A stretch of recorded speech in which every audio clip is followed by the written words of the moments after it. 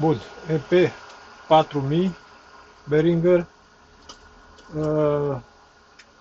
Problemele au fost pe unul din canale, practic se supraîncălzea în gol. Aici se poate vedea montat o multitură nouă, originalul era așa, era efectiv blocat și oxidat, practic biasul lucra în maxim, în gol consuma circa 350 de W, acum consumă 91 de W în gol, adică circa 45 de W per canal. Verificat, reglat biasul ca la carte, acum este rece, practic și după ce l-am încălzit un pic în 4 ohm, da?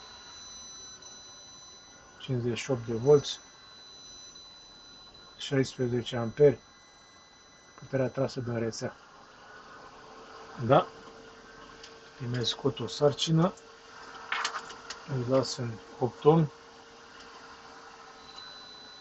66 la 9,5 amperi și o putere trasă din rețea de 910 W. Cam asta ar fi.